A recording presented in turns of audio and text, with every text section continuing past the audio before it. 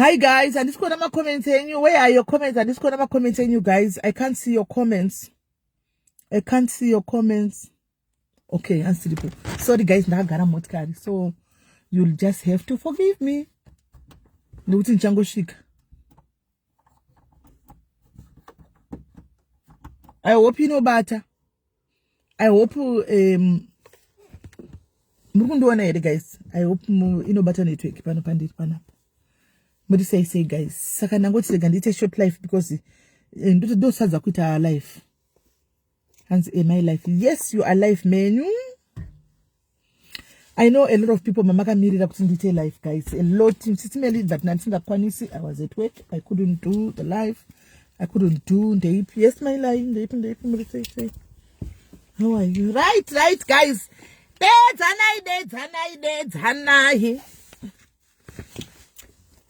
Take a jacket, guys. Go to another pants up as good as we cannot believe. Right. Sorry guys, I'm not seeing someone because in the room because Nandango she can get to go garamot papa. So can see now garamot. And I know yes, Selena, how are you? Yes, Ether is Yolanda. And the took that's gonna end, but in the category light on is just that kuti dirimu motkara tanda buruka ona. Do not tell me chana kapina mbapa mwana ningo watanga utawatenda kututra murumu wangu noise asa makuta mchindu ona. Lugo na utusengeda kumitra noise nutipa pivari mbaka babati. Mangona ningo achinda kubasa saka ngato soba disturb. Plus vakapina mba semu nasura kubasa ningo utanga utotara nyaya guys. Ningo utanga utotara nyaya mba meme saka vakutara nyaya ashisu yenso buda. Shiwere Mila. Hanzina Dreo, how do you remain so positive? Unoziwa kuti kana pane chinhu wani chinokuita kuti uve strong social media. Ina nchaitori nemoyo. But nditona kuti kuna nonyeso tutora nemoyo. Ina nchaitori nemoyo social media. Ndongopinda ndongowa ndoseka kana ndaseka ndodarika. Kana nchidango responda no responda kana singadi ndongosiya. But pane zvimwe zvinhu zvoti nongozona kuti handikuda kuresponda ona. Ungosiya zvimwe zvimwe ndongosenda kwenyedzera. Ndoinda ndozoti chaya vachihukura vachipopera vachibuda pfuro ine ndangotepa chete ndobva ndaenda andowana kune vashandi vangu vamwari ndichitoshandisa ndikangoti tap chete iyo bva indonga ndoti go chigame chacho chepasocial media saka tisina basa right. Masquera say guys, Masquera say how are you guys kwema mchandudzi kuti babe kwangu vakanyenga padhuze pano hamuchandudzi kweni ndongofamba panapa ndiri muri makondozive naini hamuchandiudzi kuti babe panapa pane chigirlfriend next door kumuri mabhururu erudzi yimi guys muri vanhu verudzi musingandiudzi kuti sisi ongwarirai guys pa next door baita mainini apa muri vanhu vakaita sei imiwo futi kweni izvo zvakadondijama ndado kushamisika kaini guys mamunyatsokuitawo futi mimi. Yes, Barbara, how are you, Barbara, my sister, how are you? But anyway, guys, kunoku UK, guys, hakuna time yekuhura. Musanyeperana kuseruku. Ku UK hakuna time yekuhura. Kuno. Uno anobva kubasa akaneta achipedza basa most of the times andoshandira mbo. Achipedza basa anenge akatoneta. Anototanga kuenda novati ndiye. Handiti maona. Hakuna kana girlfriend yaveko ini muchawaneni. Mazviwa. Kana vanyenga ini ndichikudzai kuti guys zvatanga nokuti chiuri chemurume naye guys ngotsara chikuzira murume ndikada kudefenda murume kuti mwana wamai yangu chire mwana wamai yangu ndingamudefenda hanzarisa headline ndakanyora ndainzwa wakanyora wainyorei uchinyora guwa tadoise musana sadoizivi kuti paita baby pasaida apa paita chimainini paita mainini pakona kunda andiri kugoziva hakuna mainini kana makanditeerera muri kwandimune kwanguva iko panene nda kubasa nguva iko kana muri ko mainini aiwa welcome to the family uyai zvenyu mungu fadzana ngwasimara hakuna hamupuwi ndinde ekadi mashua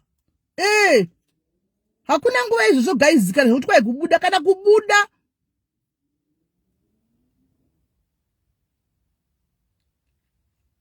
kana kubuda cheko guys kuno kwakuna nguva nechando icho unobuda nechando icho guys unobuda ndikuita kugirlfriend imi guys musambonyeberane imi avasati vatanga vasati vaita kana vazoitai watichakudzai ini ndo yanchikudzai ndoga ini mozviziva kuti I'll come and tell you kuti guys aiwa zvaendwa haiko zvino zvindinenge guys sekudzira vanongoita ndoga nyaya dzana Veronica I'll come and tell you zvazvino ndichiri kutenda Mwari steady sandikuwirirana ikoko munhu akudza ngati UK guys inokuita kuti muve close because munongogara muri mese neterero unouya wakaitarira uchitedza kana kupinda mubhati ngurungu unogeza unoita kuzvisundidzira uchibudamo palaptop vanenge vari kudaisodzi mungonotocho ndinganimboti 5 minutes ndivate muzondimutsa aiwa handisi kubasa ndabuda then tozoti nyaya dzekuhura idzi aiwa hazvina basa izvo guys kana zvichinge zvanhingirira kana vatozodaro imozondiudza ndichakuudzai guys kana vanyenge zvazvino havasati ende kana muchizvitaura muchifunga kuti vanozvitaura kumastiti muchifunga kuti mukuzvitaura kuti kwai tichakona naye waimbonirai mofunga kuti zira rangu rino ndingavhunzwa nechihure chemurume iro zira iro rino iyeni ini ndokubva ndatovhundiswa kuti kwahuriwa imi guys varume vanonyenga mazviwa varume vazhinji vanotonyenga ndokuvhundiswa iro ndakadarika zira ndokukura ndichita stress emujolo ini kana kumanisana nevanhu guys I am turning 47 years 47 in December next month no 48 in next month so 48 years tindudzai kuti ndei 47 kaini tindudzai kuti ini ndotusora ndichiti kwaini paita mujolo ndorera stress imi kwana imi guys but anyway asiri nyaya ndauya nayo kwai kuna mainini bhaibhiti kunaenda kosiva imi mainini munaita muchinditi mhoro iwo makadii ndiri pano pakona mhoro yemainini muri sei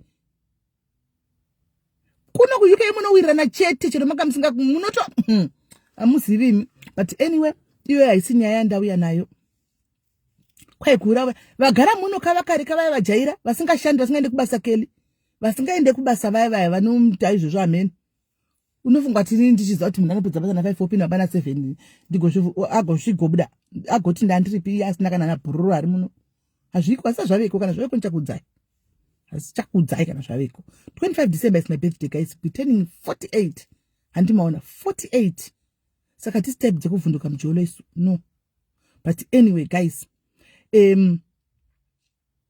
nyaya yandiri kuda endauya nayo ndeyekuti haisiri nyaya ndandafambirana ngototi ndibvunza tembo rangu kuti munondirasisa sei kaimi guys but nyaya ndauya nayo ndei guys munongozivawo kuti mukomana mazviona kuti mukomana asungwa vheko asungwa kune vanhu vakanga vachiti muri kunyepa manyepa muri kumuvenga muri kuita godo handifungi kuti kune mapurisa ekune imwe nyika anotongomira ongosunga munhu handitika achinzi avengwa naMeli otomirira munhu paairport otosunga handitika saka ndoda kuti munyatso kuona the extent yevanhu vanenge vachitaura nekumhanya masititi kuti hanzi ari kunyepegwa zvazodai hanzi Jonathan Londi was in court last Friday saka Meli ombavha toda kuona chinda court inini I want to see myself in court so kune vaya vanhu vakabigwa naMeli please vakabigwa naMeli time chibudikirawo vakabigwa naMeli please time chibudikirawo indai kuvavengi vangu mutini ndauya ndakabigwa ndoda live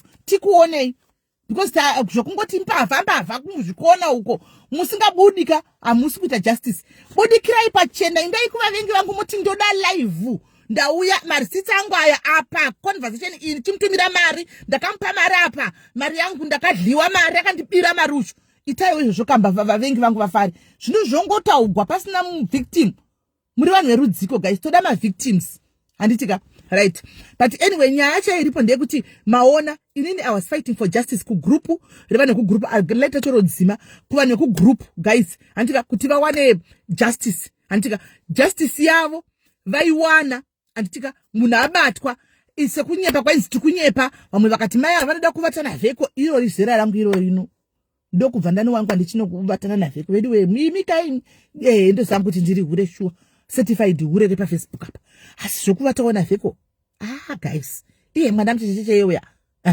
ndodawo zvichuri ndohura zvinevesira rangu asikana komaita sei handiti maona right saka atorwa aiswa mukati handitika so vaimira nevakanga vachiita malive vachipopora ndafunga kuti nhasi ndichawa kuti kwaitwa malive chaiko kuchidefendwa unfortunately dololo zororo zero handimaona ndaingozvitaura kuti kumagumo kune nyaya handika ndichitomuti and I tried guys pano makazvionera I tried kuti no handika mira kuti ichataura nevanhu maivepo guys amubvunzwi I tried kuti nditi ndizame kumubatanidza nevanhu vari kumagrupu uku kwete vekubotswana ava ndanchiziva kuti kuna vanhu vekubotswana handika asi mazimba ekubotswana anga ari mune rimwe grupu ratiri asi anga ari kugrupu rebotswana futi handimana kwakune grupu rebotswana ririko handimazvona rine matswana but ndanchiziva kuti kune nyaya dzekunzi variko vari kutunzi but handinambotaura navo handimona ndaitotraya kuti no taura nevanhu handika of course achapiwa bheli achabuda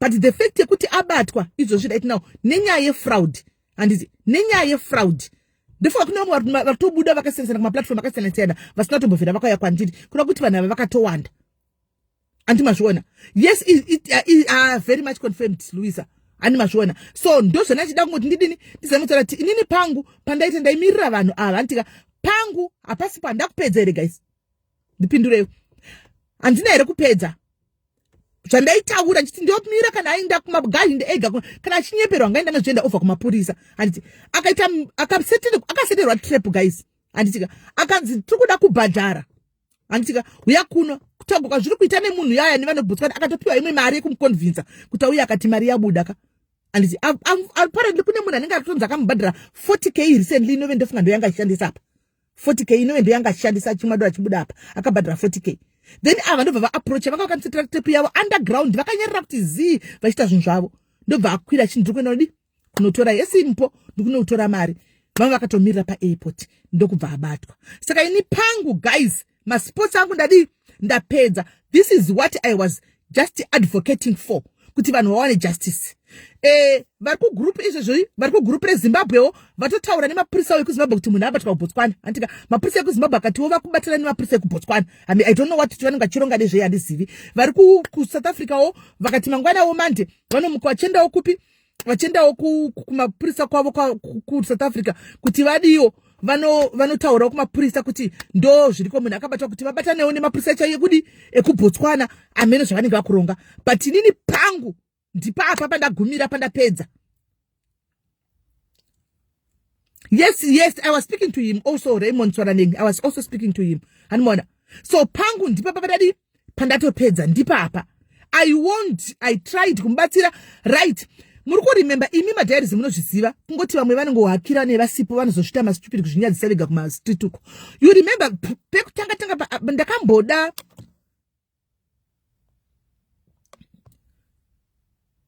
mahwani nyaya dzenyu imbomisiya asati atuka yake babs animona pekutanga pambe ndakambotaura pekutanga pane vanhu vekutanga vai first victims vai ndikataura naye kuseri semwana I spoke to him semwana handimwana iwo machatsi amunobva kuti ndangaoburitswa ndotoshandisa bhozi ndinawo kamachatsi ndizotora ose ndonyatsa kuchiwaridza manje handimwana but anyway I'm over past that stage chokudaro kuti ndibhilivhise munhu ngafambe nesaidhi raanoda iroro imi mukahwa kuti melimbavha fambai nesaidhi rekuti melimbavha iroro zvekuti handimaona chero fambai nesaidhi iroro handimona kana ndiri mbavha ndichasungwa ende kana ndiri mbavha ndichatsvagwa ende ndiri mbavha mavictims angu achienda kune maplatform kuti takabigwa tiri kudawo maslip aid takapa mari pakati handika fambai nesaidhi iroro I still remember ndichitaura naye pekutanga paipai ndichimuti auya kuseri akanditi pakabhaizika sister pakabhaizika but zvinhu izvi ndozvigona ndakatouya chita kunge ndikumutaura kuti guys vari kuda kuenda kudiamond migration mukomana akataura neni akati ndakuchinja maitiro. And you remember guys, mukandituka, mukatisimeni mukutaura zvokuti tinde Diamond Migration say, ndikakuti no, munanopiwa chance guys. I spoke to this child for a long andifonera. Ndikatomuti nini unozati ukaita zvinhu zviri straight. People will market you. Andika including me. Patotonzwa pane link tinotokupa malingi because tatoona kuti ukuita zvinhu zvemachokwadi zvinhu zviripo zvinhu straight forward. Handiwana. Do it zvinhu zviri straight. Satore mari dzevanhu usingagoni kuzviita. Handimaona. Tinokupa ma-customers kana ukaita zvinhu because mananda kuya kuenda tunda diaspora vakawanda totokupa ma-customers handimaona ndo ati wachikwaya kune mamwe machatsi anga achihoverengwa kunzi wakati kwai apa titozoda mari handina kufira handitori mari yekubiya nemisodzi yemunhu never paupenyu hwangu never handambosvika pana nemari yemisodzi yemunhu hazviiti ndosaka ndichingoramba challenge kuti mavictims acho munongoti imbavha ari kupiko Hanimona.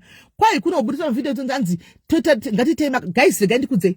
Pana pa it's a fact when not dealing kuseri you know that for a fact. It's not a crime. It's not a secret. Ukauya chitimeli nitengesa stand yangu. Antika ndika poster stand which is ndakwenda kutengesa ku Zimbabwe. I'm selling my stand for 10,000. Inini obviously I'll sell the stand for 13,000. Antika because it's part of my job. I will sell for 13,000. I take my 3,000 and give you your 10,000 yawa charger. And told mari yako ya oningo ati ndoda mari yakati no ndinowedzera yangu markup price. Everybody know ukachi simeli ntengesera vano dilani vano zviziva. Ukatochi simeli ntengesera chakati boots yangu ita 65 pounds. Toto that ndikuita 70 pounds. 5 pounds nde yangu because andikucharge wewe. Andikucharge ndichatengesa inini and ndichameka ndakoleta mari yacho inini ndichameka ndakupa mari yako. So baba konga kutesa allo ndiri muno mota kubongora tukumuna rikuita sei and when it's communicating in English it's a family meeting so kuba guys anditika ukuba awu usaite dhiri uchitora mari dzevanhu inini guys kana chita dhiri I do clean deals reclean and chero ndakaisa cut yangu inini I make sure that the deal is over before I squander my cut and if the cut yangu deal isina kubuda azviti ini ndikatengesa chinhu ndindogamuchidzwa mari ndopa muridzi wake ndoti mandi wakati 10,000 12,000 yangu 2,000 ishi ndatora yako ishi handitika handizi kuti munohuti umpavha herewo because akuna mashandira mari chero kati mota yangu I'll put my cut ingave choro rikaita 2 pounds ikati yangu ndindi kutengesa my sweat. That's what I do so amina kuti ndo umbavha hwenyero wamunoti ibavha because inini I'm a dealer, I'm a hustler vakari nakandoga ndikuti I'm a hustler but being a hustler ndisati nabira kana munhu because I do clean deals don't make sure kuti zvinhu zvabuda zviri fair client yafara antika uya afara neniwo ndafara tose fair deal inonzi sales commission. Yes, that's what I do. So kune vanhu akazobira munhu kwanzi kuti ngatite mari tewedzera makati no dhiri ukatondipa dhiri don't expect kuti dhiri nichatenda kana kwendodlei ndowanei handira mune Facebook. Yes, indozvishandira kumadhoti mozisiya guys kuti ini nditori munhu akatozvivira kozvishandira kunoku ndichitamira zvandiri kutaimira zvinoyo zvandakakudza zvimwe zvandoramba ndakangona ndakangosiya but anyway zviri nani because ndinongobhadhara takachajwa izvi dzekutyoro but arikunda chikoro akutenda chikoro mwana ndo zviri important animaona ndo inonzi commission iyoyo. So ndati ndikuudzei kana kuzoimbavha moza kuti vakataura umbavha hwavo kuti ukoya nedhiri rako uchiti uri kutengesa motikari yako ndogara chitengesa zvinhu chiposa zvinhu zvevana apa ndinotengesa markup price yangu haiuyi yakadaro. That's what I do. Ndasiyana nekuti anotora kunzi kune ma-COS atiri kuziva tipe mari yema-COS 6,000 pounds opiwa 6,000 pounds oita 9,000 pounds otaka kutoidla COS isina kubuda and then COS isina kubuda oisa mari uko odla yake madhiri oramba kubuda mudziwe mari chindipa mari yangu antika mari yoramba kubuda vakutidza kuti nda vakunditeseriswa kumakoti because vatadza kudzosera mari. Me I don't do that. Ndikaita mari dhiri rakareba I make sure mari I take it and I put it in my account and I leave it there kusvikira the deal is finalized.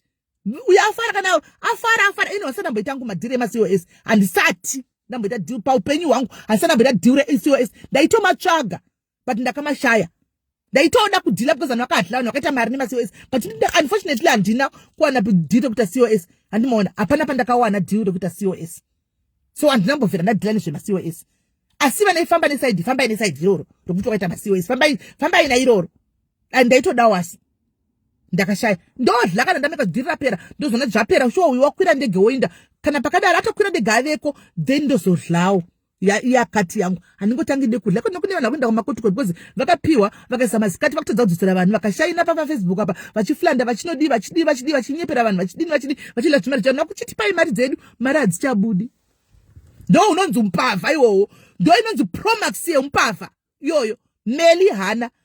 Kuna mwana tukwai kune ma-stands I told you about ma-stands vanhu vese vakapiwa takatokombanzitwa ma-stands sumirai muona and I don't know how if you can see we were compensated our stands. Let me show you something chatakatotumigwa nesuru handiziva noti mazama kuti kuipisa tumelimba but mashaya anyway mashaya ndakutaridzei I don't know kuti munoona here iPDF rada kuvhurira iyi takatutumigwa nesuru tinawo mastenzi ndakazotozopiwa yangu kunhingikirini I don't know kuti munogona kuona here munogona kuverenga here katozopiwa yangu quarter force iwayo mastenzi iwayo handi muri kuona maPDF aya emastenzi iwayo stendi number yangu rega nitokudzai so kunoyaiti mastenzi vanhu vatopiwa mastenzi avo mai vaya vakangobenge vatanga kuda kuti jita vekutanga vacho vaya vatakadhila navo pekutanga vakauya veskimu vaya vakasungiswa nomwe wedu vasungiswa nomwe wedu vakatogwa vakaenda kumapurisa ekuHarare. If I was involved I was going to be called. Vakatodedzwa vakaenda vakasvika hanzi vakanoproducer paperwork yese vakati ndakangomirirawo council ini mastenzi angu ndinawo vakabudisa nemapepa avo ekoti hanzi mapurisa akati vakafona council ikati tinawo mastenzi amaya ndokurekedzwa kwavakaita vanhu vatovhera vasungwa.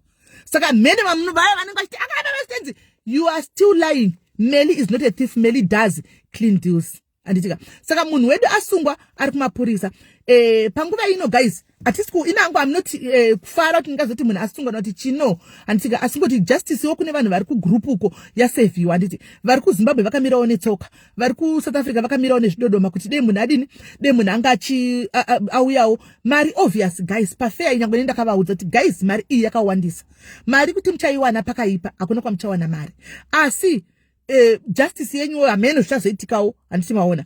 And then also this goes kune vari kuita madeals handitika pamadeals guys apa handizivi hangu kuti mari kana yakupinda yakawanda inonaka zvokuita sei handitimaona.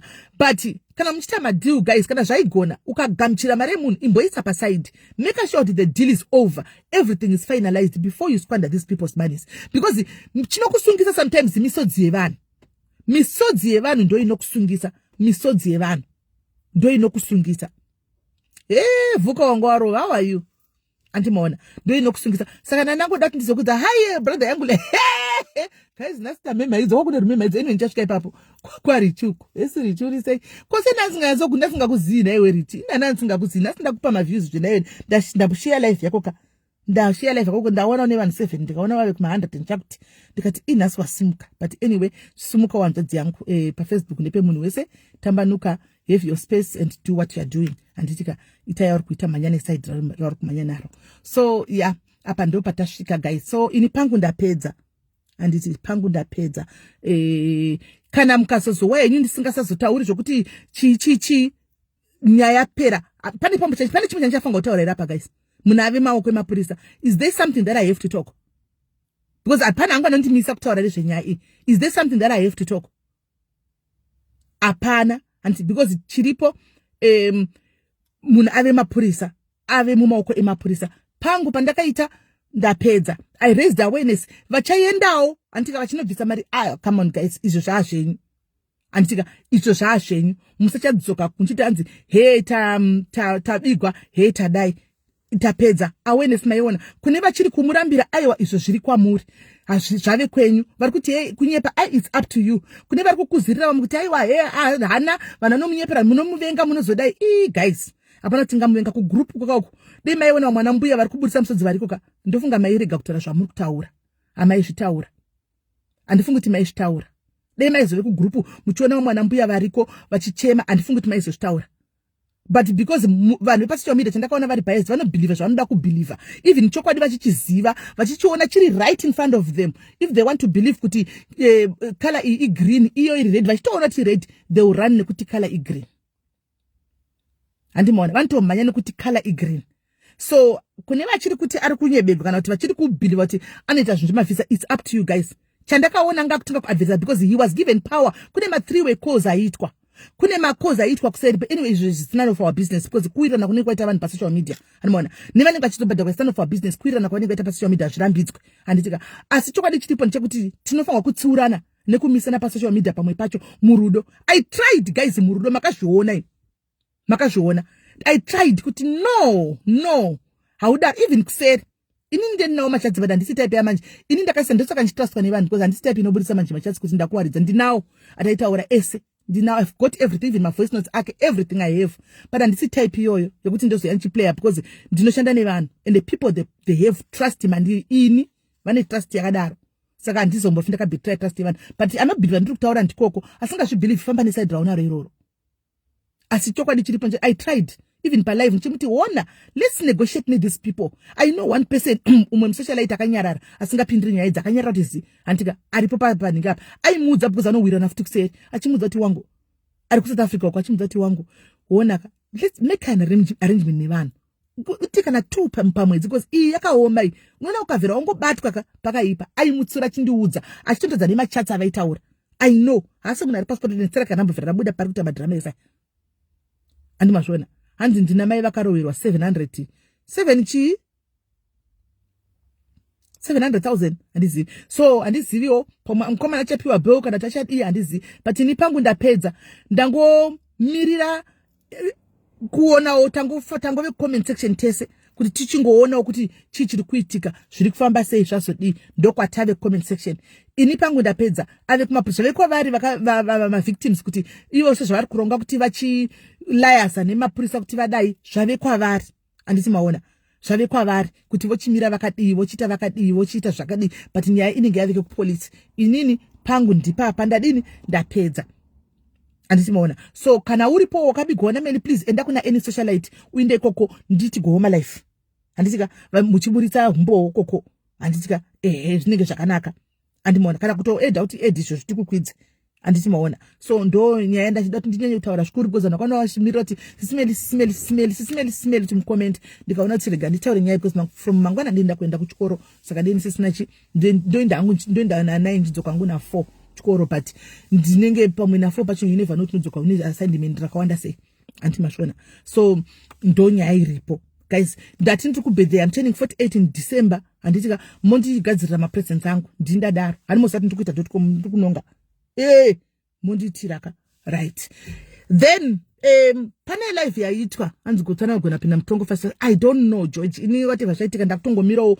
comment section nemi inini pangu ndatosakura ndasusa achaendawo kana vozomaketawo after this vanenge vachaenda ina handichaziviwo pangu muromo ngati ndapaside antika kune vanhu vanenge vachiziva chokwadi also I'm also creating enemies because ndikumira pachokwadi andika koita vamwe vanenge vavengi vangu vanotongoenda kunomira kusaidi iri because uyu muvengi vedu that is how it is in social media because pane vatu notopinda nemoyo pasocial media kune vari kupinda personal zvokutodari sechitokunga pamwe pachona totoita nacontent totongomemedzana zvichipfuura tichitoenda mberi takadaro but ndatoona kuti pasocial media kune vari kupinda personal nemoyo zvakadaro and richi hanzvadzi yangu ponga kuita live yako next time hanzvadzi handisi yangu kuti live yako waitanga sei ndangoona kwaane live ndikangoshare live because ndangoona uchitanga live uchitanga live you think yes 48 yes chembera isu 48 25 December ndangoona uchitanga live then I andizivi so I don't know kuti even nezuro pakauya pa live yangu pandaita angu zvimabhanda zvangu nchiti me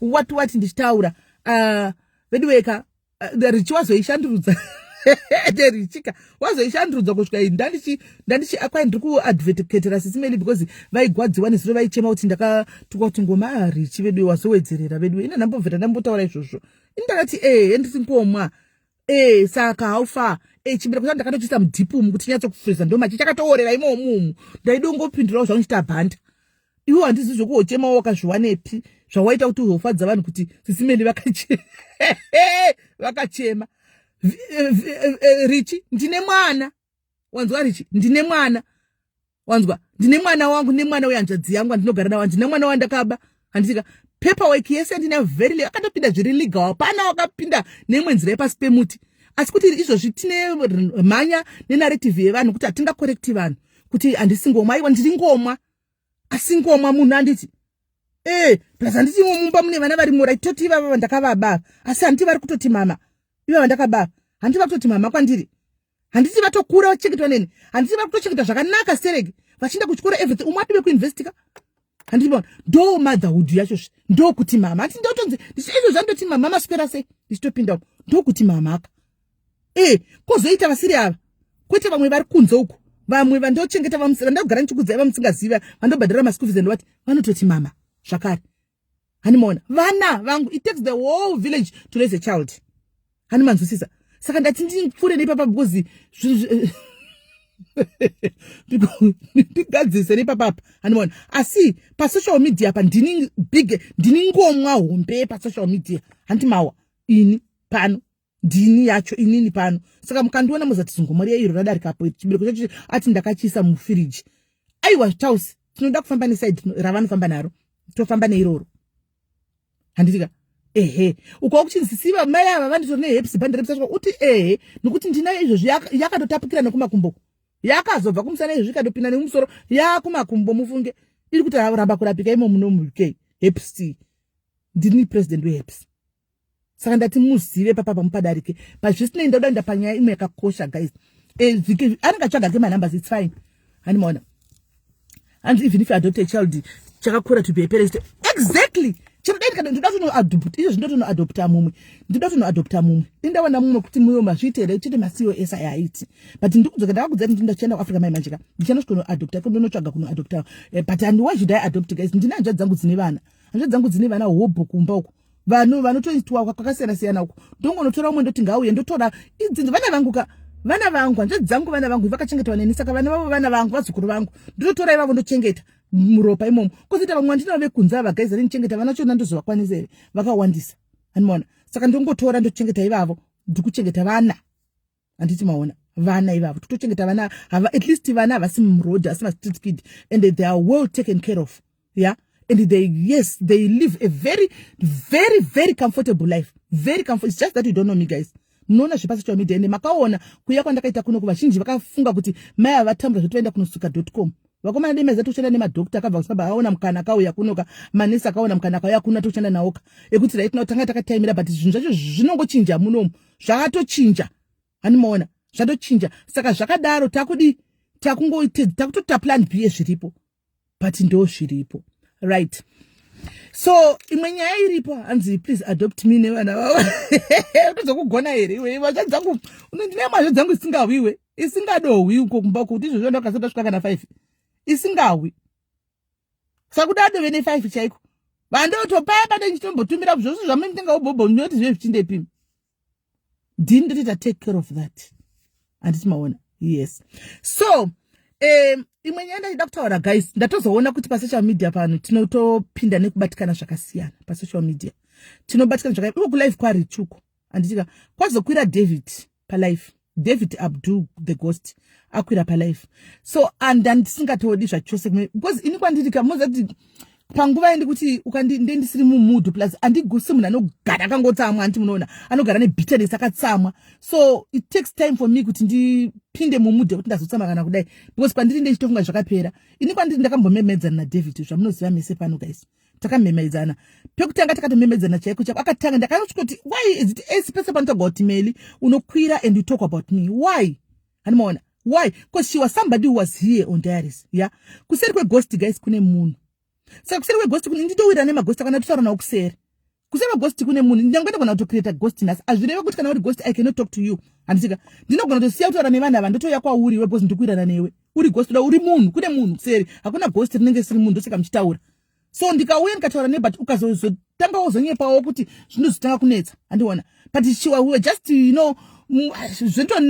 ngoti takangosiyana guys but anyway let's not go back masure nyaya yangu iri pakuti ndakazopindura nevideo anditika ndichitaura nyaya yevideo kuti unenge wakatakura chigubhu chemweya unofamba wakatakura chigubhu chemweya iwo unacho unontaurira iwo usasora uchingoti pese pandakwira uchidai andimona and then ndampindura zvina mubata mushe zvisina kumubata mushe akabatikana nazvo abatikana nazvo akapindura anditika tikambopindurana zvikatozopera zvazvo kwandiri zvapera ndikatozotanga kumuti ndakumuita content honestly speaking ndichitotaura baba maizvidzwa izvi nditi aiwa hapana nyaya ndina basa naye ndotongomuitawo zvangu content ikatanga kuita content but tisingasatauri zvezvigubhu zvemweya tichingotaurawo zvedu zvimwe ndichimuita content but andina kuziya kuti iye akatobatikana zvemachokwadi handimaona so inini as mature as I am hanti ndoda kuseta the record straight pano after today paakwira I could hear the pain kuti akabatikana nenyaya yechigubhu yandakataura kuti unofamba akatakura chigubhu handika even though azokanganawo kuti ndiye aitanga kundimemedza kwese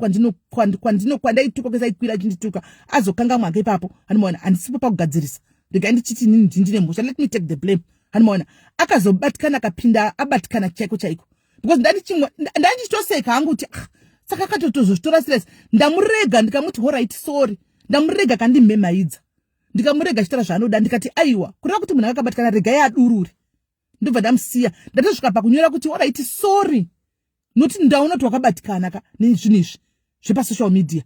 Wakatobatikana, all right, I'm very sorry, all right. Nyaya yacho ipere. Anditika. Zvapera kudaro, patindoti chibva basa ndatosunga saka munhu akatobatikana ko inga, all right. Zvaitsonibata then nekuziva kuti anowirana naHazel, ndabata Hazel. Ghost ndikati Hazel unowirana naDavid. Ndoda kutuma kuna David. Anditika. Unotanzi nazisimeli. Shuwa ndakuzati wakatobatikana zvokutodaro fungako.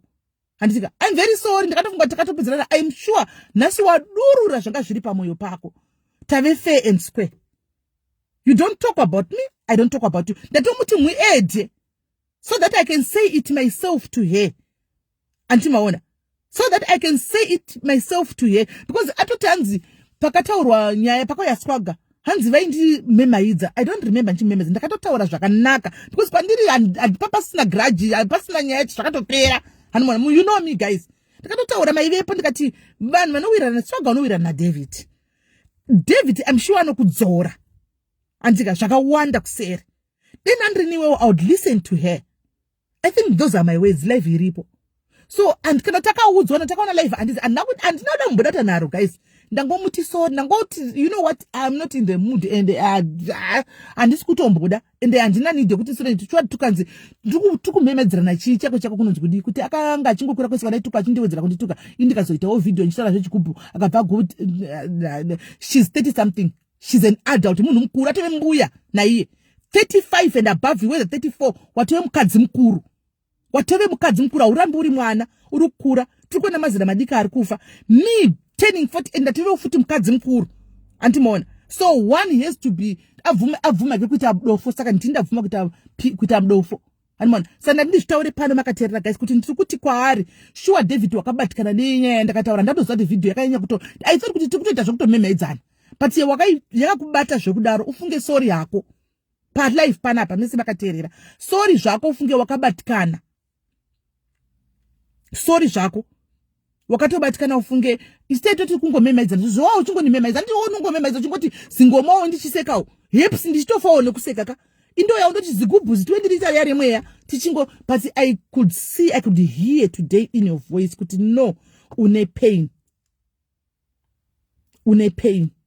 So chokwadi ini old cargo yakadai andigoni kuti ndikuchengete iuno kuti nofunga iwo pa 34 kana 35 uchiri kufunga kuti uchiri mwana mdikako, I don't know, kuti mwana ndichesa kuti mwana uyu ane pain nekuti ndakamemedzwa namai ava vakanditi chigubhu. Aiwa, no, I'm not going to do that, David. So pano pa diaries pano sure bisawo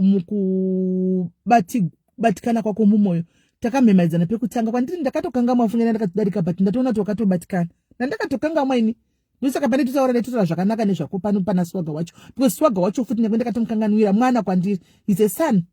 Mwana ndakamutarisa upenga zvake, but mwana ndakamutarisa. So I can't keep grudges, andizvigoni. I can't keep grudges, and I can't say chinjani ndataura nemunhu kuseri nini ndofamba ndichitaura kuvanhu. I'm not that kind of a person. Ipapo ndiri munhu mukuru, andikwanisi ndinokudarika imese ipapo, because inini munogona kundimemaidza ndakabata zvandinazvo ndisingazviburiti, because ndoshanda nevanhu. I want people to kana vachitana nevasununguke, saka ndimboburitsa ndizoziva yangu zvamunenge muchiburisa mataura nevanhu kusepti mune mchizozvi, and I don't know, but anyway tine manhingikire mani ndizvo ndikutaura fiodzi kuti ndati kutamba zvachitaura zveHPC yangu zvekuti vane HPC yakasva kumakumbo achitaura zvokuti zingoma rakazoda kati tikungotamba, but kwari it took. So ine hangu handina kuzvitora personal, handina basa nazvo, but iye the fact yekuti zvakamubata ndosaka ndiri kuda kuti abvise afire anzwa kuti simeli vaya vakuti sorry chigumbu icho chokuti ndakanzi wakabata chigubhu ka aiwa chokwadi haungadi kufa nhaso dzakunda kudenga nokuti kwazisimeli vakazombomemedzana newe shuwa ndindadaro pano pamberi pevanhu. Sorry ufunge, anditika sorry zvako ndofunga wadurura nhasi ndandichiona hangu ndichitofa hangu nekuseka. No, because I didn't, anditori chinhu zvepasocial media that personal, because atizivani very well. Tinongoti munhu akatanga nechinhu chaanenge angotuka munhu achinyepa totomhanya nacho pasina pasitorina kana totomhanya nacho ndoya chitove chituko chemunhu iyeye, chero chiri chekunyemba chichi chokwadi totongomhanya nacho. Saka social media game ndakaripira dhara ndoriziya. I know the game. I know the game. No, namo kune gotsi runzi namo yaswaga ndai mwari we hesho kana guys sometimes iwewe inini guys ndomuna ari public I'm bigger than ye zvokudaro. She even said it kuti ndinetori wangu ne 3000 followers animona sure not. So that alone, and it's true, I am bigger than him. Mukavunza nakwanda David avamziye animona anovanzi kamana naninga chimutamba woma street. So why should I, I don't think it's necessary. Honestly, I don't think it's necessary. Inini ndakazvimirira, I don't think so. So ndoda ngomudza 2025 atopera 2026 sokuti apinde mwana achigwadziwa achiti kwa ndakazotukwa na old cargo yaya. But ku old cargo ndoko ari kuya wena uri kuya coming to this old cargo dear. Very soon you be an old cargo. Antimona antidi zvangu. That's why ndati pano pachena rega nditi aiwa zvokuti ndimisi only know it all aiwa zvanoita kuma platform kumwena nenazvo ndikutaura yangu naenda kazvimira because ndaona kuti akabatikana guys akatobatikana kapinda nemoyo akabatikana. So I'm not going to allow it kuti abatikane neni ngabatikana nevamwe vanhu animona noti nini. So nasi wadurura wave ndofunga wave free manje David moyo wako wareruka nditi fair and square. Anditika you will not talk about me, I will not talk about you. Pando wona chitogwa sitara kondongo darika paona pachitogwa kuti meli to keep that respect ndongo darika asi ndofunga panichazouya ku Africa rimegori sezvo wati ndinozoshanda ndokwanza nchandisa zvine zvakanaka kana zvinhu zvikandiomera paya ndisisina pekugara ndisina imba yangu yatogwa maybe ne yatogwa kana kuti ndisina dzimba ndongo yawo ndoshanda undibhadhira kuchakaipa chi antibatsirana yasikana hapana chakamboshata kubatsirana. Saka I think ndo zvanaida ngutaura guys. So andida nguti abatikane on my account because akabatikana zvishwanga akabatikana. I'm sure ave right after nasi ati offload. I'm sure she's now okay. So guys, yeah, ndo nyaya yacho tuda kutofamba hedu nezvimwe nyaya idzi and ndatobva ndatotaura kuti kubva nhasi mozati ndandangotiwo zvirega ndinde kunosapotawo Richi wacho handisi ndakandimuziri ndakapuwa akandipa certificate zvezuro handakapuwa certificate nasi ndikatirega ndinosapotawo ndangomuona ndikashare live ngatika ndimboteerera tichi kuti then I was there achituka akechi wanga achituka ngangoti okay ndikangoteererawo ndiripo zvangu asi ndopazoya wachitaura asi ndofunga ndatoita mistake futi kwenda kwa Richi. I will not go there again. My diaries mamona Richi support him but me you will not find me there because the moment izvo zvekumunda kuma platform maona the reason why ndisingasaendi kuma platform zvindakamboramba paya unenge watirga nende kuno support andiona tisupport oni chimovie grow ma views nchidai so unosvika manje umwe anobva akwira kubva kwatanga kotanga hondo dziyadziya dzaunenge usingadi kupindura nesingadi kupindura ndobva ndatongoti animona pamupacho pesera wapusha nasi ndazvinipisa zvakaoma nasi kuti handina kuzvitora serious ndachingozvitora kunge ameno sana ndichitosekawo zvangu ndichitongodairira ndichisekawo animona because I didn't take it serious. So yes Tariyo, I think that's the best. I will not go again. Nandatiwo zveri kandino support handaona pane vanhu 7 angane vanhu 7 ndikati munhu akandipa certificate zuro rikandino support plus ndasingazomuziva Richi nditongotomuziva kaizvozvo padiaries apa animona. Saka ndangoti kando support asi as usual ndikangoenda chat akushaya anouya achikwira. So I'll just stick pano ndo pangu andika nikwa Louise kumfano wangu ndo kwa ndongopota ndichitodongora ndichitambira ndidai kumwe aiwa vanobva vatokuona ubva watanga utokwira kuno umwe azinga kukwira umwe mai vazinga kukwira anzi tiudze kuti zvakafamba sei pana anti Selina tiudze kuti zvakazofamba sei ndatozvishaya ndikati as who are you, why do ndangomuti usapindire nyaya dzausingazivi my sister, you don't know nyaya idzi, you don't know. Tiri vanhu vakuru please kuzinotona kutotsvaga nyaya dzisipo pano. She's doing, but Selina is doing okay. I mean toziviwo I think vari kwavari. Why do we have to involve your name?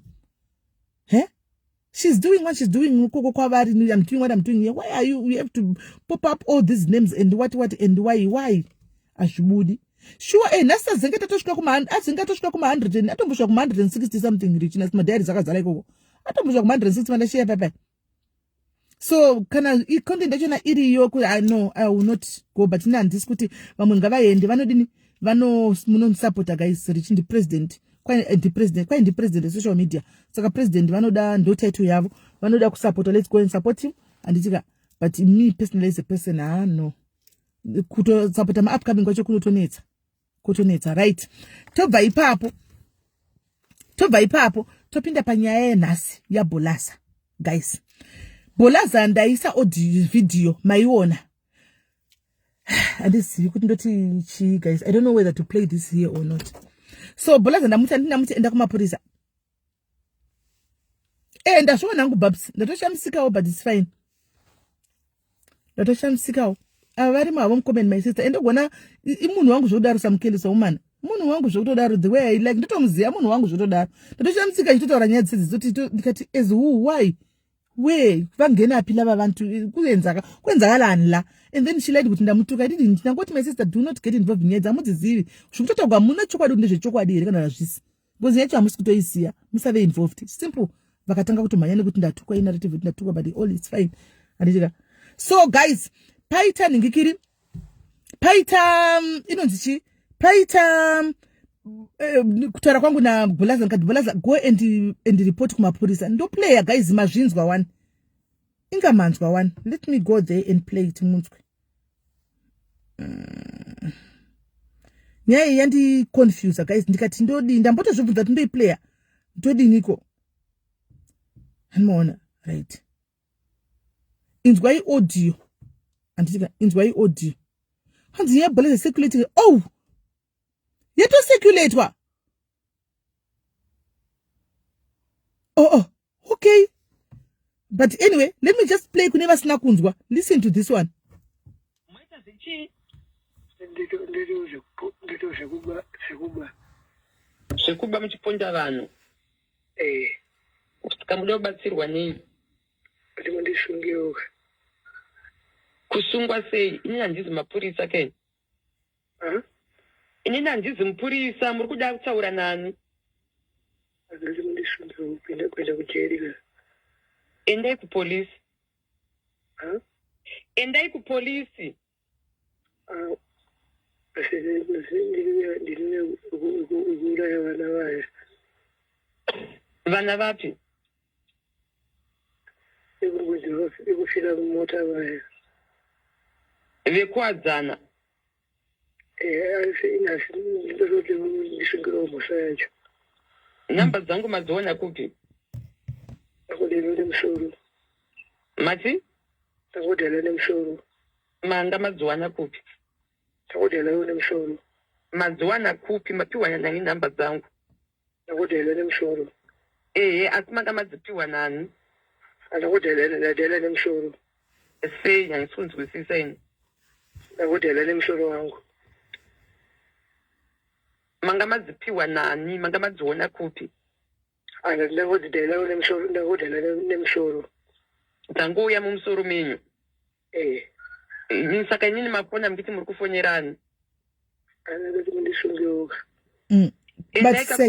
handizi mupurisa tereresai inini handizi mupurisa endai kupolisi ndisunga ndati endai kupolisi hanzvadzi inini handizi mupurisa ndinoti ndisungire mimi endai kupolisi asi muna kutumai aiwa chinangwa chenyu chekundifonyera ndechei mambofona kaimimi kuma2-3 am usiku ndikakata foni yenyu anati mundisungira pamhosva yangu ndikutaura inini handizi mupurisa ndosaka ndati nhamba dzangu mapiwa nani kwandiri muri kutsvagei kana muda kusungwa mimi nemhosva kumapurisa munokuziva chingoendeka kumapurisa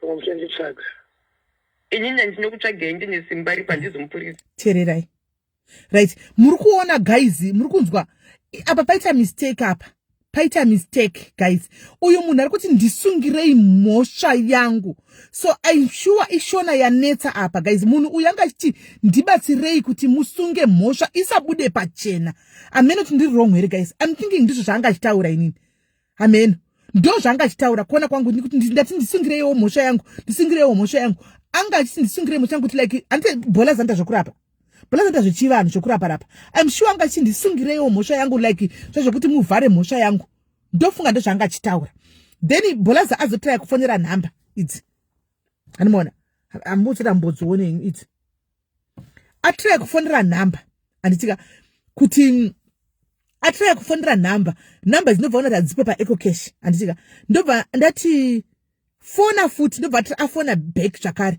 Teererai munzwe. Hello. Ndakarara ndadzoka chitaura nyaya yenyu chinzi. Ndiri. Hello. Makadini. Muraidere. Iripo mambofona kaimi mukiti makauraya vana vekuwadzana. Handiti ndima mbofona muchiti ndima makauraya vana vekuwadzana. Ndiri ndipo nyaya yacho. Aiwa, komunogoda kuchinja sei zvamataura? Komunogoda kuchinja sei zvamataura? Ndipomero kamhosva yacho yevanhu vakazviita. Mati ndikupomerei mhosva? Kwemunogoda kuchinja nyaya sei? Munonzani? Ndipomero kanyaya yacho yevanhu vakazviita. Muda kupomerwa mhosva yevanhu vakazviita kuti zvizoita sei? Kuti zviite sei? Sorry.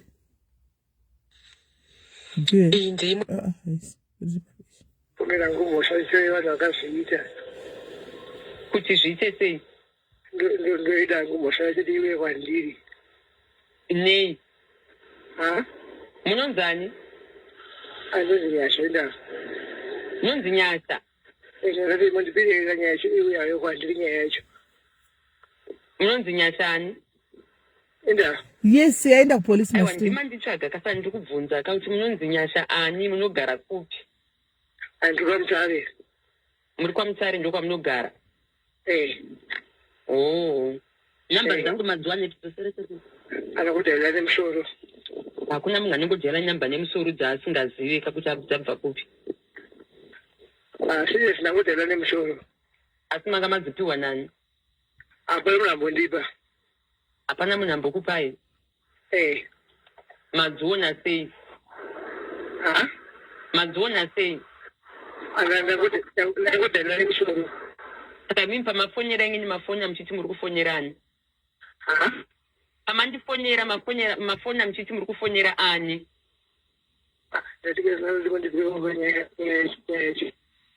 Ndikuti pamandifonera inini mamuchiti muri kufonyera kunani?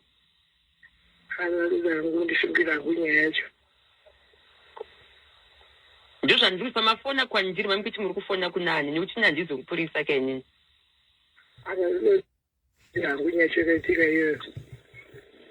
Asi mambotaura kaimimi kuti munoita zvokuuraya nekuponda mukati muchakutsvagai. Ndipomera ngumhosva iwe kwandiri vanhu vakauraya vana vacho. Imi muda kupomerwa mhosva sei? Mataura pekutanga imi mukati ndima kauraya. Foni yenyu iyoyo yamafona nditori nayo mufoni mangu zvamataura zvese ndinazvo mufoni mangu. Ndipomera mhosva yacho iwe kwandiri. But foni yemi yamatanga kufona ndakurekodhai pamataura mukati imi munoita zvokuponda nekuuraya ndima kauraya vana vekuwadzinga munoda kusungwa. Ndairekodha irimo mufoni mangu ndatoirekodha. Anandoti mundisungirira hangu nyaya yacho ka.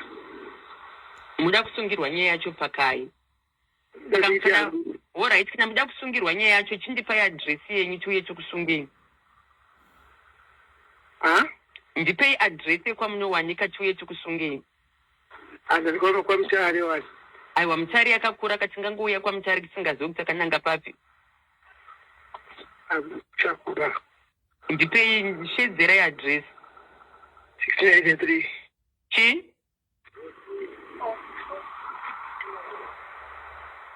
Hello? Hello? Adresi chi shedzerai? 1683. 1683. Kupi? Kuchakubva stadium. Kunonzi kuchi? Kuchakubva stadium. Sakubva stadium muimba here handiti ground. Sakubva yakakura. Kuchakubva 3. Sakubva 3. Mati munonzi Nyasha. Hello? Senemu ndiani? Tikasvika tokuchida kuona ani patinosvika. Andosita rangu iyoyo. Senemu. Right.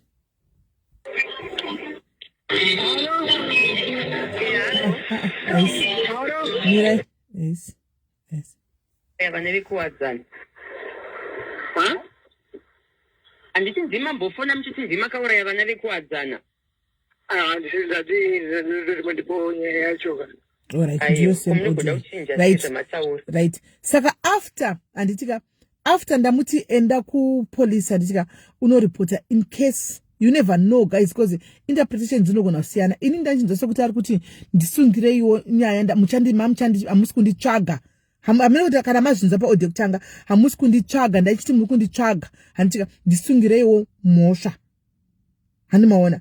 Then vamwe interpretation vamwe vakati pamwe kuda ari kuconfessawo indikaona kuti ari kuti pamwe ada kutsipikigwa mhosva idzi anditika vamwe vakazoti hakuna nzvimbo inonzi Sakubva 3 vamwe ndozvadarowo vakati hakuna nzvimbo inonzi Sakubva 3 stuff like that. But then after audio yatendererai ndobva ndabatwa nevamwe vanhu zvikanzi sisimele pane audio yenyu yamaita makusend video voice iro tinenge tariziva zvokudaro. Handimaona ndikati vati munhu ari apo tangi tinenge tamuziva ndikati munhu wamamuziva ndiani ndobva vandipa zita.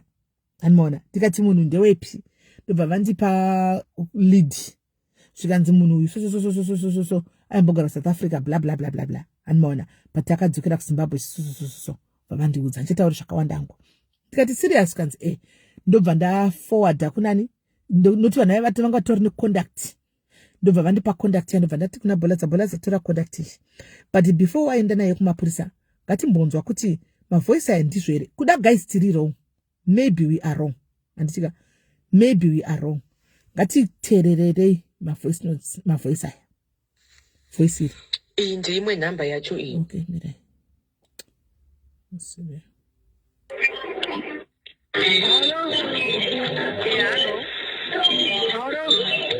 muri right here ndotaura naNyasa Nyasa uyo kwaMutaro uyu haiti wrong number. imi muri kupi? saka handizivi kuti voice iri munonzwawo here kuti rakafanana kana kuti harina handiziviwo. Saka inangomuti you know what just go and submit this kumapurisa mapurisa achaziva kuti anoita sei. Handimaona because vanhu vari kune vatizi voice but inini ndanzwawo sokuti mavoice acho anenge akatifanani but haungazonyatsokuve 100% sure guys nenyaya yemavoice. Saka ndangoti polisi inodi itanozva zvokuti inoita kumberi. Handimaona so ndawawo sokuti akafanana kana kuti asi handizivi.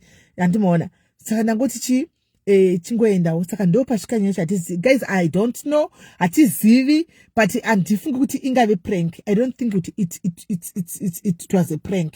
No, that was not a prank.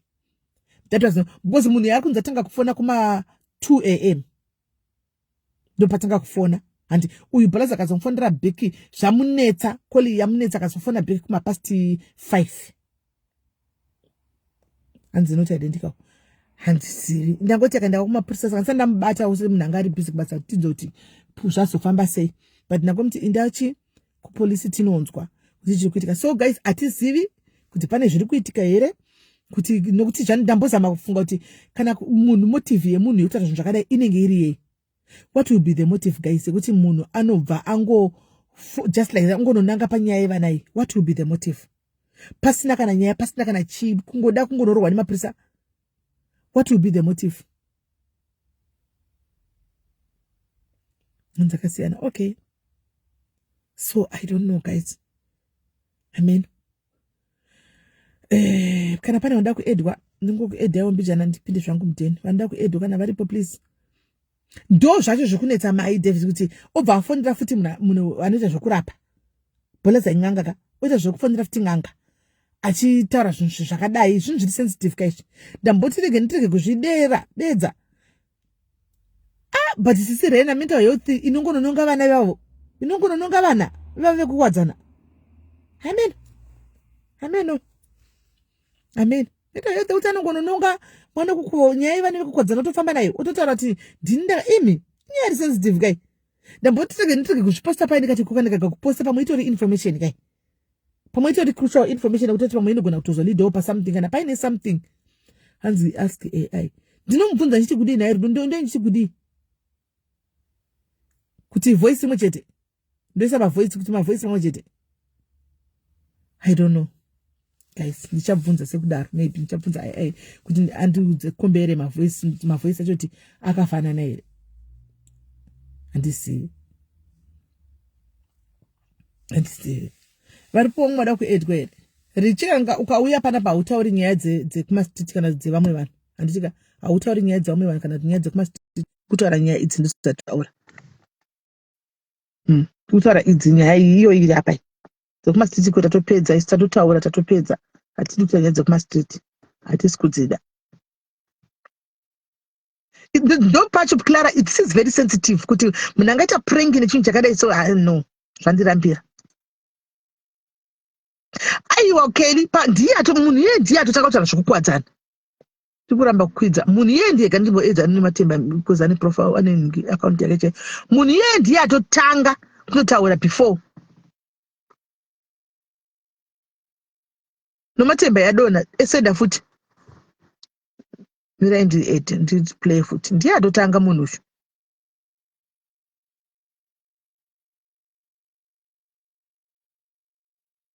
Mwaita zichi? Ndito zvekuba. Ndito zvokuba. Kufunda vanhu. Kamuda kubatsirwa nei? Kuti ndisungiwa. Kusungwa sei? Ini handizi mapurisa ke. Ini handizi mupurisa, muri kuda kutaura nani? Kwenda kucherera. Anti muri kunzwa? Endai kupolisi. Endai kupolisi.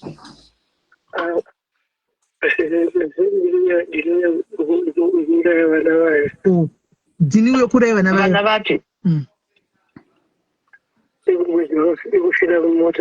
Anti muri kunzwa? Ndiye atotanga kudaro.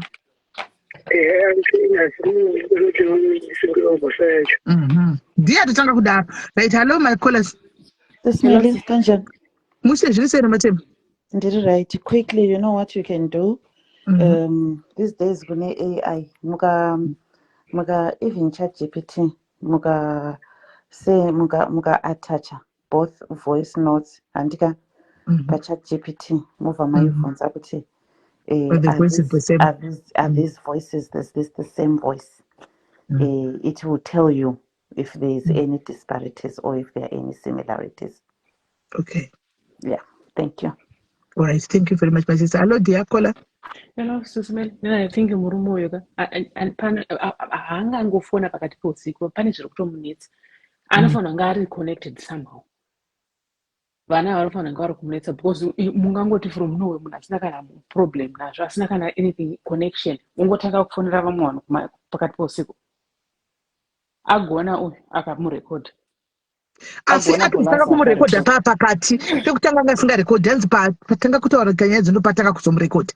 Atorekodha pakati. Atogona because normally would you just pick up a phone call totanga kurekodha munhu. But atogona kuti at least I want some information record and anomupa mapurisa kana pasina anything then it's fine, but mapurisa can investigate. That's why they are there. But my feeling there kuti apana smoke without fire because munhu ungangofona kungoti chi but kuti chereka nzeri prank wanza ungotanzi ungofunga from nowhere. Why would you want to get yourself connected nenyaya dzakadaro? Those ndataura kuti nyaya sensitive unoenda kujero uchinda zvausingasivi. Unoita zvinhu zvausingazivi. Saka akabatwa nemaCID apa anonotanga arohwa kubva conversation. Because nyaya yevana vaina nhasi haisi clear. Anonorohwa. Ungaoda kungunorohwa ita zvinhu zvausingasivi. Involve yourself in that mess. Why would you want to do that? But agona bolaza akamurecord, at least there's some evidence. Kana pasina zviripo iye murume wachona ari kutamba nezvinhu zvinani basarisi anotamba nefuti chaiyo. Akabatwa akambodhiliwa naye nemaCID ekuZimbabwe anoziva zvaari kuita. Next time kana iri prank aite maprank nenyaya dziri sensitive like this. But agona at least you just send it kumapurisa. Mapurisa they can do the handi namba iripo. Namba yacho iripo but namba iyi haisi kubuda anyway now. That's the thing. Okay. But Zimbabwe 2 a.m. 2 a.m. Uchiwanira munhu 2 a.m. For what? Kana usina chao any connection. Inini my feeling is ndeye kuti uyu munhu uya zvinhu zviri kumunetsa ari kuhoundwa somehow. Tanga chiita zvekuba anti mamudzwa. zviri Apedza kumunetsa, kuita he's being zvekuba. haunted somewhere Ehe, somehow. kuita zvekuba. Ndini uya wakauraya vana vaya handiona 3 vaya. Ndozvatotaura machinzwira. Yataura Hanimaona. Saka inini interpretation yangu ndiri kuti paari kuti ndisunge ndofunga ari kuti handika please ndisungei like kusunga anosashona dzosiyana like ndisungirewo mhosva wokuti vana ndisungirewo mhosva avasamukewo vana vasanetsa nditsipikirei mhosva ndozvandazvitora nazvo inini amen maybe ndiri wrong because how random kuti anofonera Bolaza because Bolaza we know her as munhu wechivanhu saka yes pamwe anenge aenda ikoko ada kutsvaga kuti maybe munhu anongawana munhu anoita zvechivanhu uyu might help me nekuita maybe yeah, maybe you may be right ipapo. amen But I hope mistake yaaita ndeyekuti atofona arecord. I hope something will come out of this. But I hope mapurisa ekuZimbabwe they will do an investigation properly. Georgie, right now it's not the case my sister yekuti anorekodha it's not the case right now toda kumbofokasa neizvi zvaitika because hatizive kuti chichikuitika izvi zvekuzoti anorekodha vanhu vese vanenge I don't know andiwana but nyaya yedu focus yedu iri pakuti what is happening munhu uyu chichikuitika because inyaya iri sensitive ka inyaya yekuti hausi inyaya yekuti unongotaura unoziva zvakaitika usingazivi inyaya iri sensitive kana pane vanhu chacho vagona kutokuuraya. Yeah. I think ndozvadafunga ina idho kuti ari kuti ndisungirewo is trying to be protected kuti asenda kujeri ndozvadafunga handiti but Bolaza azomulidha manje pamaaudios kana ukateerera Bolaza azomulidha achiti endai kumapurisa kweni ndosunga vanhu here azopedzisira aita neflow yaBolaza kana amendo kuti mazviona here azopedzisira kuti akuteedzera flow yaBolaza but iye atoenda neapproach yekuti maybe ndisungireiwo nyaya iyi ndisaende kumapurisa. Nifunga Bolaza haana kupika apo kuti zviri haana kudiwa kupika fast exactly abva amulidha kuti saka inini ndini mupurisa here endai kumapurisa handimaona but I think iye angasunga uine angle yemapurisa angachiya neangle yechivanhu. Yeah, it's possible. Anyway, regai tione kana aenda samapurisa anonobatwa kana vachikwanisa kumuwana let's hope vanomuwana vodhila naye wombobatwa wombobvunzurudzwa because why would you talk about nyaya iyoyo kana usina any connection to it. Handisi I don't know. Saka let's hope kana aenda samapurisa that's all she can do. Aita pake that's all she can do. All right guys. All right, thanks Thank you auntie. All right, thanks. Right, aripo romwada kukwira because I think it's a setup yaitirwa Bolaza anopinzwa setup yacho ivo vari vafona iye anenge achizokwana papi amen haiduru masira sei sisimeri ndaswera ngosira sei handaswera ndangu yangu 2 seconds ndichiti panyaya iyi indofunga kutoti nhamba munhu aungangowani nhamba random ndi uchiti kuda unosungiwa out of nowhere. Inini maonero angu I think pfungwa dzangu dzine zvamataura kuti munhu uyu anenge ati anga achida zvekukusungirwa kwacho ndekwekuti kuda zviri kumunetsa pane zviri kumunetsa ende munhu akamupa nhamba idzi sisimeli maybe it's a former customer yaBolaza akasvika akambobatsirwa panyaya dzacho shogoroda kuti havasinesi vaya sisimeli iwe nesiwe havana mhosva vakanga vasina mhosva ndivedi vantori nesi wekumaraini ikoko duruka udaorohwa nevaziyaiti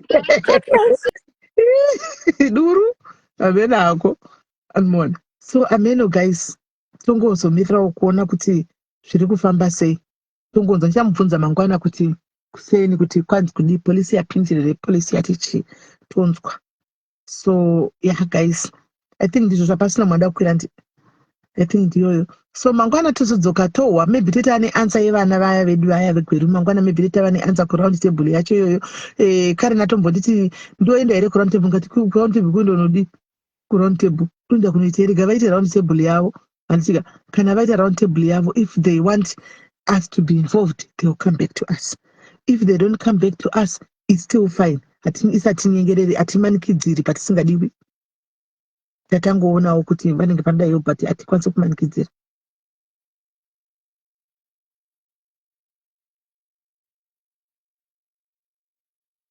enbutira kueda ari kukwira hanzi anofuna kuti iye same person here kwenda munhu munomuziva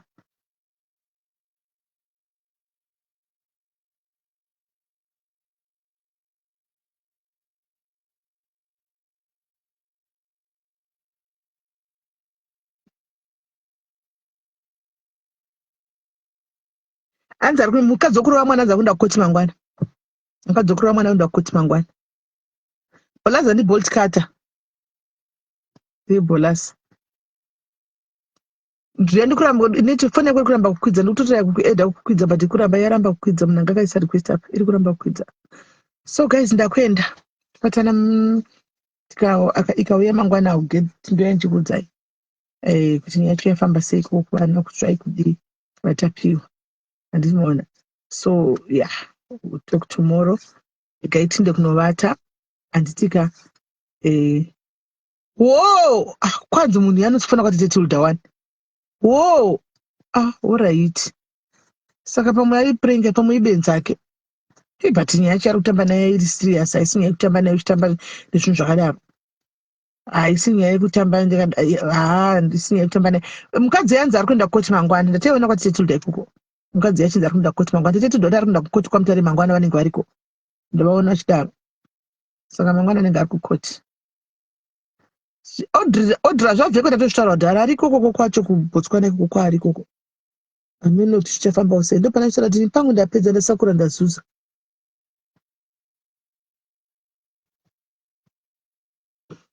Ndasakura ndazuza. Saka ndakwinda guys. Anyway, ndinde David usabati wakabatikana zvako. Usabatikane David. Nini sorry wangu kana wakanyanya kupinda kubatikana nazvo wena. Sorry kana ndakanyanya kudhipisa. Very sorry, I was just responding and ndatoziva kuti ndaresponda zvanyanya kurwadza kubata ufunge sorry apo. Please find it in how to forgive me. There's no need wena. There's no need because atimbofi takazosivana kana kusangana kana ndechibva Facebook. After Facebook there's life. Sorry zvako. Yeah. So guys, yeah, me I'm going guys. Let's talk tomorrow. Morara bo guys, bye bye.